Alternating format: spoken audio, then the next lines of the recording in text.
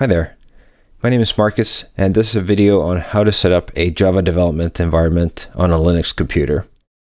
More specifically, I'm on an Ubuntu 18.4 release, which is the latest LTS release of Ubuntu to this date. In this video, we're going to install a JDK, which is the development kit for Java. We're going to install Maven, which is a very widely used build tool for it, Git for managing source code, and finally Node for dealing with front-end dependencies. The first thing we need to do is update the version of Node, because the version of Node that comes with Ubuntu is a little bit too old. The version I want to use instead is 12, which is the latest LTS release. I'm on Node Source, which is a site that has distributions of Node for different Linux distros, and they have a little handy script that I can use to update the repositories in my package manager. Now what I need to do first though is install curl. So if you're on an entirely new Ubuntu installation and you haven't installed curl before, you need to do that first. So go ahead and install that. We're going to use apt-get, install, and curl. We'll ask you for a password. Try to type it correctly, and it should ask you to install some stuff. I already did this earlier, so I didn't have to install anything new. Once you have curl installed, go ahead and copy over the code here, and I will put a link in the video description and also in the text version of this tutorial. You can find them there. And paste it into the terminal, hit enter, and this will update all of the repositories so that you get the right version of Node when you installed Node.js. So we're now ready to go ahead and install all the packages that we need.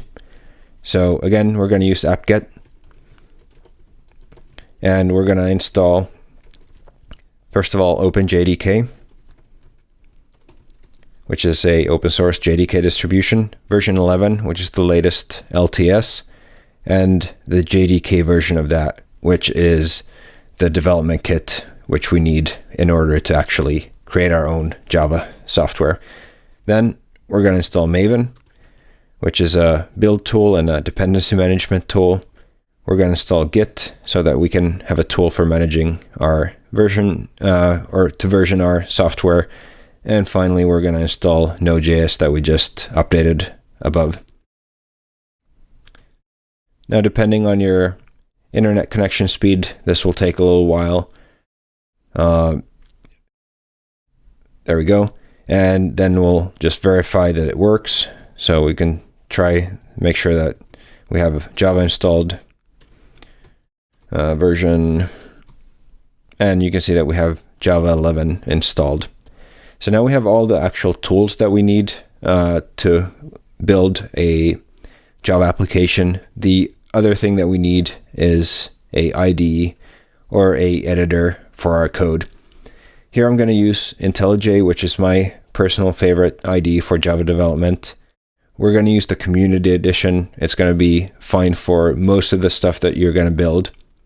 You can see on the IntelliJ download page, there's a tarball that we could install on any distro, but since we're on Ubuntu, we can use the Snap package, which is a little bit easier to install. So if you're on a distro that supports Snap, just go ahead and copy this and again paste it into your terminal, hit enter, and it's going to get installed. If you're not using Snap, there are instructions in the text version of this tutorial that you can copy paste and install the tarball through them. With this installed, you can go into your apps and launch IntelliJ. And the first time it launches, it'll ask you a couple of questions. First of all, if you want to import any settings. We don't have any previous settings that we want to import, so we can just hit OK on that. Then it'll ask us for a UI theme. We're just going to go with the dark theme. We don't want to change any of the default plugins. If you definitely know that you want to use different version control software or build tools, go ahead and configure those here. And you can just go with all the defaults if you're at all unsure of what to do. So now we have IntelliJ installed. We got all the tools installed that we need.